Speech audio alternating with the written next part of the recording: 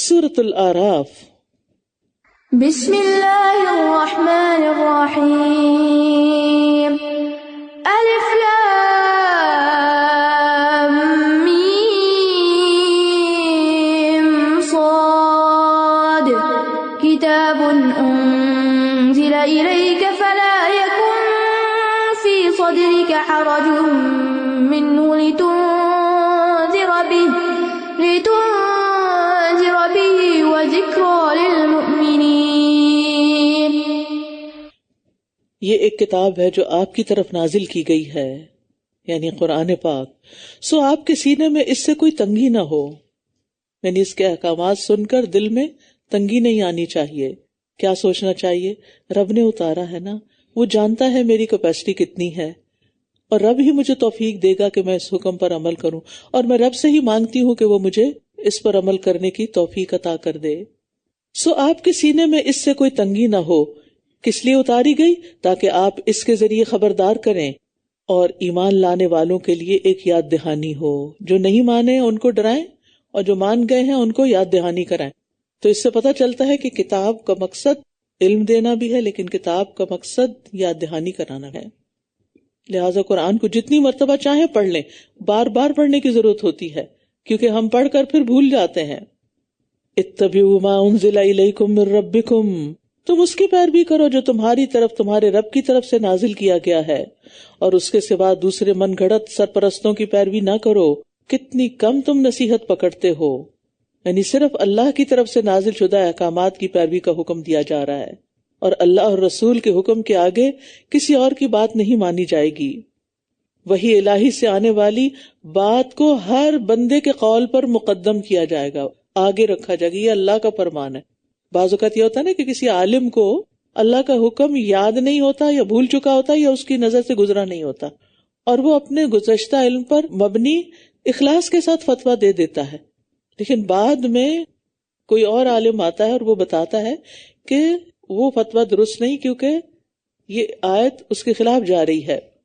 تو انسان کو اس میں یہ نہیں سوچنا چاہیے نہیں وہ تو ہماری برادری کا عالم ہے، نہیں وہ تو ہم تو بچپن سے اس کو جانتے ہیں، نہیں یہ باتیں اور یہ عذر نہیں۔ اللہ کی بات آ گئی، سمعنا و اطعنا۔ وحی الہی ہر چیز پر پرائرٹی رکھتی ہے۔ اور کتنی ہی بستیاں ہیں جنہیں ہم نے ہلاک کر دیا تو ان پر ہمارا عذاب رات کے وقت آ پہنچا، یا جب وہ قیلولہ کر رہے تھے، دن کو آرام کر رہے تھے۔ پھر جب ہمارا عذاب ان پر آ پہنچا تو ان کی پکار اس کے سوا کچھ نہ تھی کہ وہ بول اٹھے بے شک ہم ہی ظالم تھے، اپنی غلطی مان لی، لیکن اس وقت ماننے کا فائدہ کچھ نہیں۔ ایسے وقت میں ایمان لانا فائدہ نہیں دیتا۔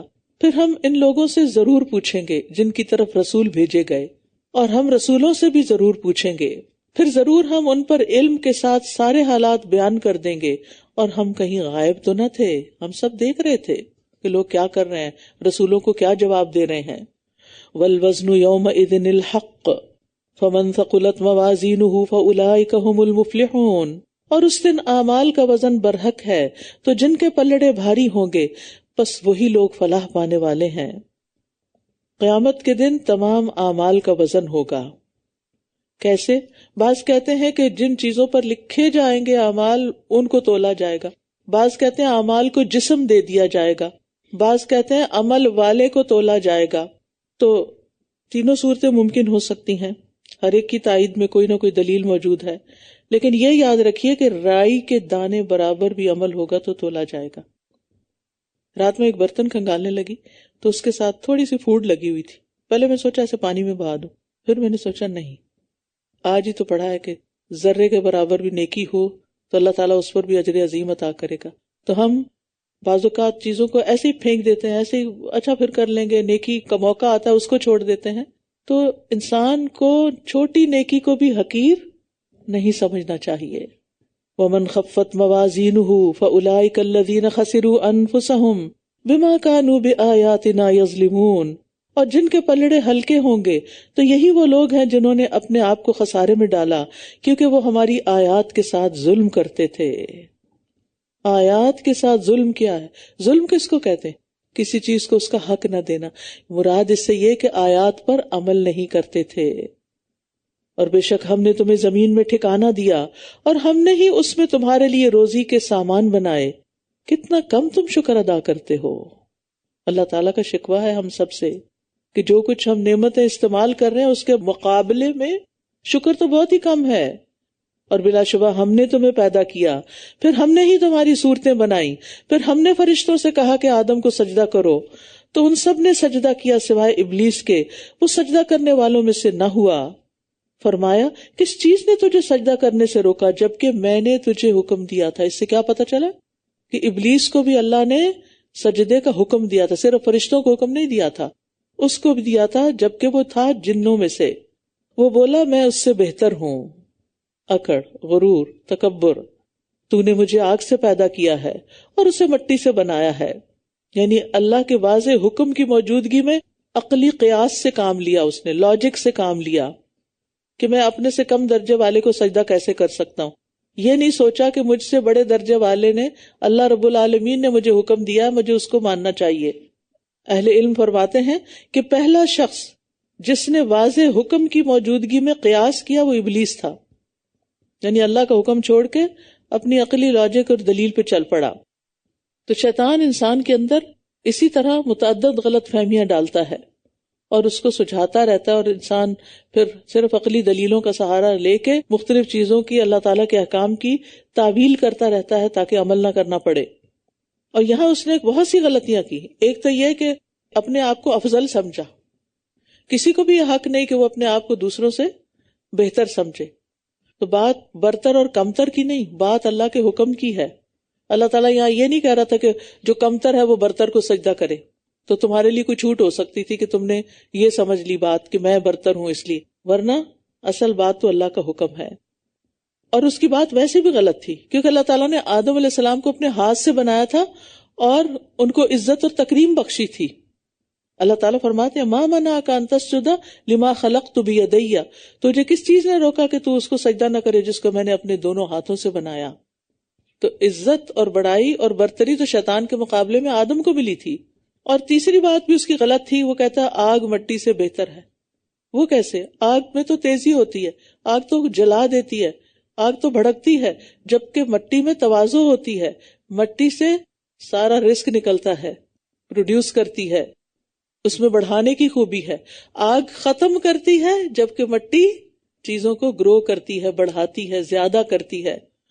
تو مٹی بہتر ہے، لیکن اس کی عقل یہی سجھا رہی تھی اس کو۔ تو اس سے یہ پتہ چلتا ہے کہ بعض اوقات اپنے آپ کو بڑا بڑا عقل مند سمجھنے والے بھی بڑی بڑی غلطیاں کر جاتے ہیں۔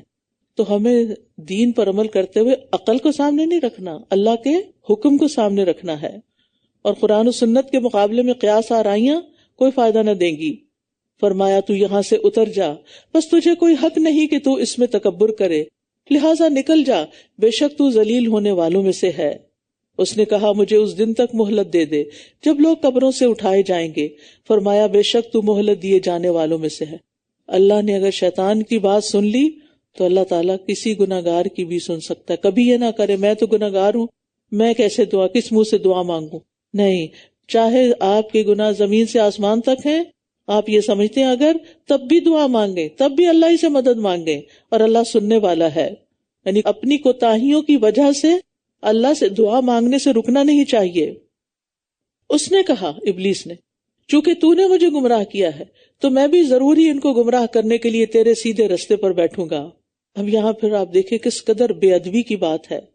شیطان سارا قصوروار اللہ تعالیٰ کو ٹھہرا رہا ہے، یہ اس کی شیطنت ہے۔ اور پھر آپ دیکھیے کہ یعنی اس کا مطلب یہ تھا کہ میری تقدیر میں گمراہ ہونا تھا اس لیے میں ہو گیا۔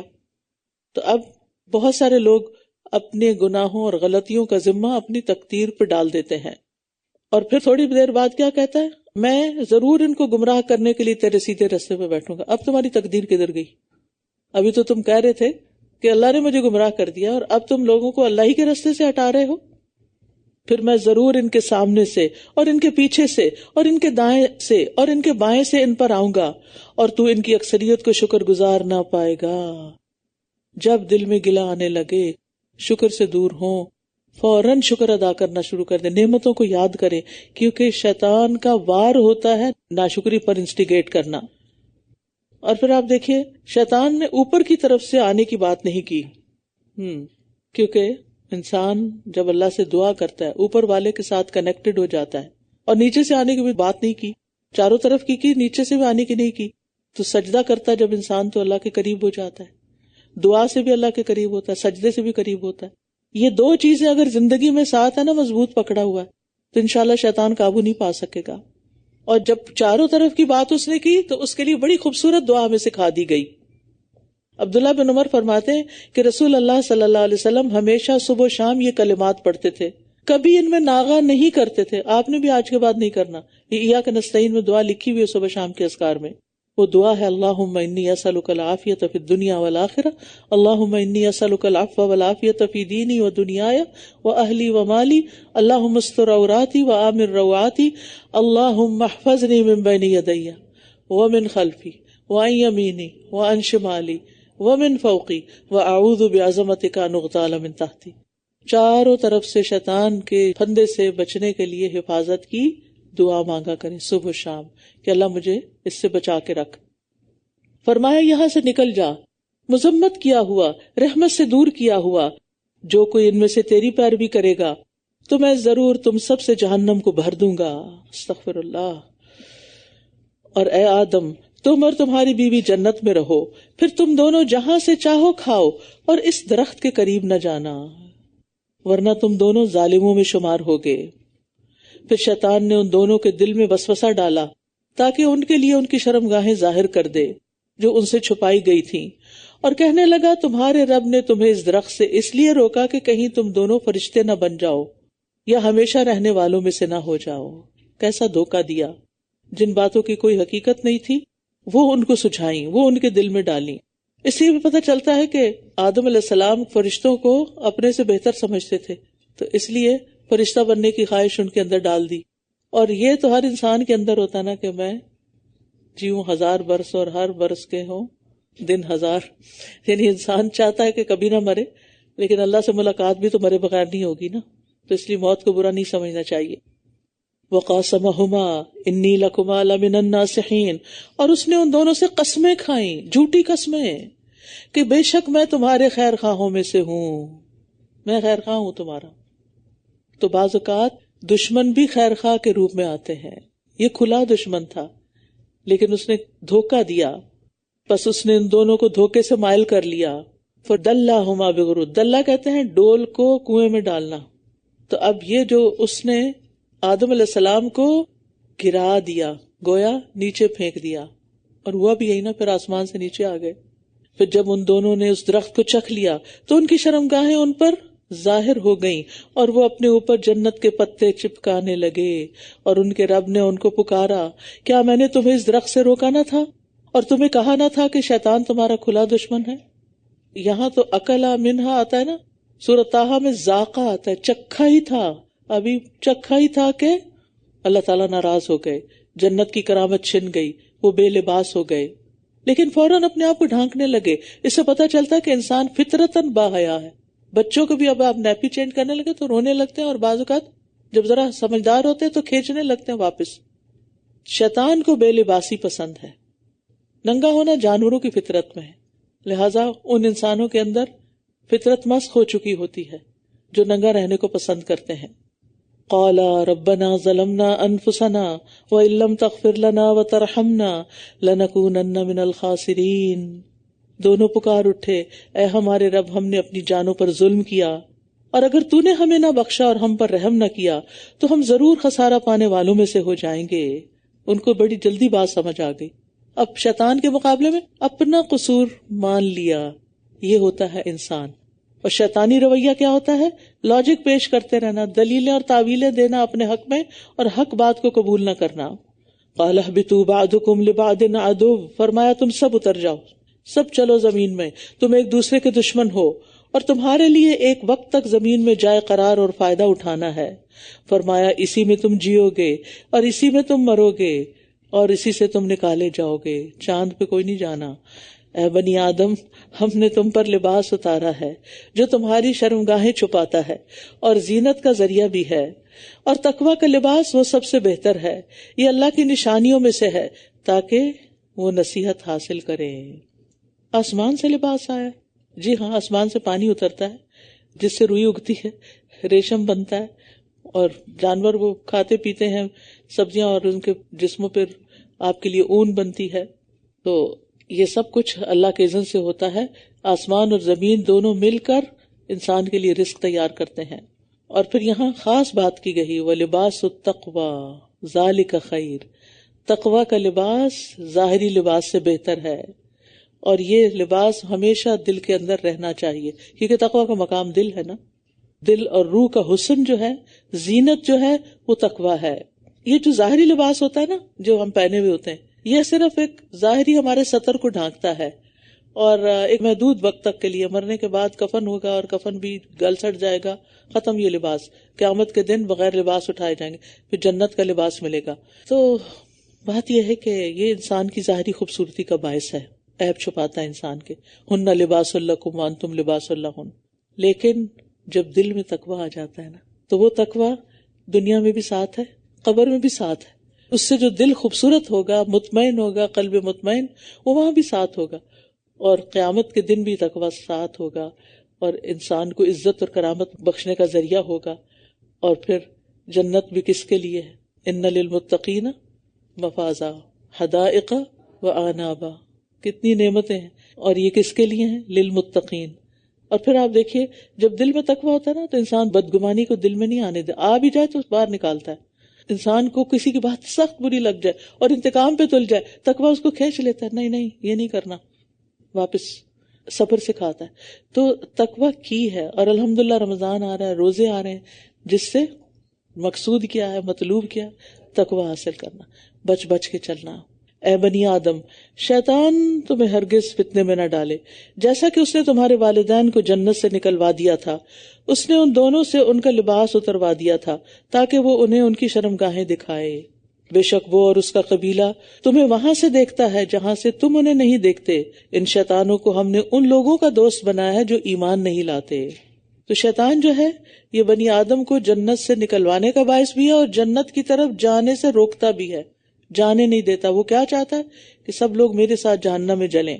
اور اس کے لیے وہ کیا ٹولز استعمال کرتا ہے؟ انسانوں کو ننگا کرنے کے، انسانوں کو بے لباس کرنے کے.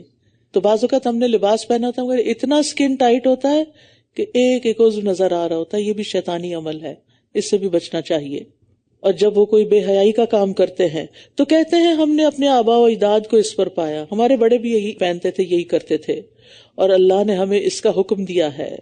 کہہ دیجئے بے شک اللہ بے حیائی کا حکم نہیں دیتا. کیا تم اللہ پر وہ کچھ کہتے ہو جو تم جانتے نہیں؟ اصل میں بنیادی طور پر یہ سورت مکی ہے، اور اہل مکہ کی بہت سی باتوں کا جواب دیا جا رہا ہے. یہاں فحشاء سے مراد وہ عبادات ہیں جو اہل عرب نے خود گھڑ لی تھی، اور خاص طور پر جو وہ ننگا طواف کیا کرتے تھے اور جاہلیت کے طور طریقے انہوں نے اختیار کر رکھے تھے. کہہ دیجئے میرے رب نے تو انصاف کا حکم دیا ہے، اور یہ کہ ہر نماز کے وقت اپنے رخ سیدھے رکھو، یعنی قبلے کی طرف منہ کرو، اور دین کو اسی کے لیے خالص کرتے ہوئے اسے پکارو، یعنی اخلاص کے ساتھ صرف اللہ کے لیے نماز پڑھو. جس طرح اس نے تمہاری ابتدا کی تھی ویسے ہی تم اس کی طرف لوٹو گے، یعنی جہاں سے آئے ہو اسی طرف جانا ہے. اور یہ جو کہا نا وَأَقِيمُوا وُجُوهَكُمْ عِنْدَ كُلِّ مسجد، تو مسجد سے مراد سجدہ بھی ہے، نماز بھی ہے، کیونکہ سجدے سے نماز بھی مراد لی جاتی ہے. اور یہ ظرف زمان بھی ہے کہ نماز کے وقت زینت کے ساتھ ہو، ظرف مکان بھی ہے کہ مسجد کے اندر، یعنی معنی کیا ہے؟ سجدہ بھی ہے اور نماز بھی، اور نماز کا مقام بھی.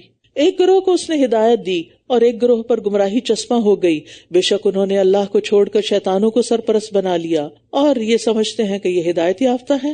اے بنی آدم، ہر نماز کے وقت اپنی زینت اختیار کرو، اور لباس زینت ہے، یعنی پورے لباس میں نماز پڑھو. اور کھاؤ اور پیو اور اسراف نہ کرو، بے شک وہ اسراف کرنے والوں کو پسند نہیں کرتا. اور زینت سے یہاں مراد کیا ہے؟ لباس، یعنی طواف اور نماز میں پردے کی چیزوں کو چھپانا فرض ہے. مرد کے لیے کمر سے گھٹنوں تک، یعنی گھٹنے کور ہونے چاہیے. عورت کے لیے چہرے اور ہاتھوں کے سوا سارا جسم ڈھکا ہوا ہونا چاہیے. بازو ننگے نہیں ہونے چاہیے، گلا اور کان اور یہ سب کچھ ننگا نہیں ہونا چاہیے. نماز کے وقت لباس تنگ نہیں ہونا چاہیے، نماز کے وقت لباس سی تھرو نہیں ہونا چاہیے، بال نظر نہیں آنے چاہیے. یہ سب چیزیں زینت ہے نا. تو اس زینت کو چھپا کر اللہ کے لیے جو زینت اختیار کرنی ہے وہ اس لباس کے ساتھ جو اس کو پسند ہے. اور اگر ممکن ہو تو جمعہ کے دن خاص طور پر مسجد جاتے ہوئے صاف ستھرا اچھی حالت والا لباس پہننا چاہیے. اور مردوں کے لیے خاص طور پر خوشبو کا اہتمام بھی ضروری ہے. عورتیں مسجد جاتے ہوئے خوشبو نہ لگائیں. اور کھاؤ اور پیو اور اسراف نہ کرو، کیونکہ اللہ تعالیٰ اسراف کرنے والوں کو پسند نہیں کرتا. کھانے پینے میں بے احتیاطی اکثر بیماریوں کی جڑ ہوتی ہے، اور یہ دنیا اور آخرت دونوں میں نقصان دہ ہے. نبی صلی اللہ علیہ وسلم نے فرمایا، کھاؤ پیو پہنو اور صدقہ کرو بغیر اسراف کے اور بغیر تکبر کے. کسی نے کہا تھا کہ پوری طب اس آیت میں جمع کر دی گئی ہے، اور یہاں طیب کھانا، حلال کھانا اور اپنی ضرورت کے مطابق کھانا، اس کا حکم دیا جا رہا ہے. یہ بھی ایک عبادت ہے، کیونکہ یہ اللہ کا حکم ہے. جب اس کے مطابق ہم کام کریں گے تو اللہ سبحانہ وتعالیٰ راضی ہوگا. کہہ دیجئے اللہ کی وہ زینت جو اس نے اپنے بندوں کے لیے نکالی. اور رزق میں سے پاکیزہ چیزیں کس نے حرام کی؟ کہہ دیجئے یہ چیزیں دنیا کی زندگی میں ان لوگوں کے لیے ہیں جو ایمان لائے ہیں، اور قیامت کے دن بھی خالصتاً انہی کے لیے ہوں گی. اسی طرح ہم آیات کو ان لوگوں کے لیے کھول کھول کر بیان کرتے ہیں جو علم رکھتے ہیں. تو زینت اللہ سے مراد عمدہ لباس اور وہ تمام چیزیں مراد ہیں جس سے انسان کو خوبصورتی حاصل ہوتی ہے. اور طیبات سے مراد ہر قسم کے لذیذ کھانے. بعض لوگ درویش بن جاتے ہیں اور رہبانیت اختیار کر لیتے ہیں، اور وہ سمجھتے ہیں کہ نہ اچھا لباس پہننا چاہیے، گھٹیا قسم کا لباس ہو اور ردی قسم کے کھانے ہو، گلے سڑے کھا لو تو یہ تمہاری نیکی ہے اور عبادت ہے. یہاں اس کی تردید کی جا رہی ہے. بعض لوگ دودھ، گھی، شہد ان چیزوں کو نہ کھاتے ہیں اور کھانے سے بھی منع کر دیتے.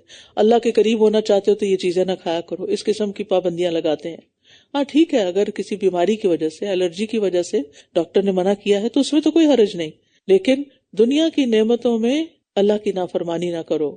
اور قیامت کے دن مومنوں کے لیے ان نعمتوں کا استعمال بغیر کسی حد کے، جتنا چاہو کھاؤ، جہاں سے چاہو کھاؤ، جیسا چاہو پہنو، یعنی جو اللہ نے لباس تمہارے لیے تیار کیے ہیں.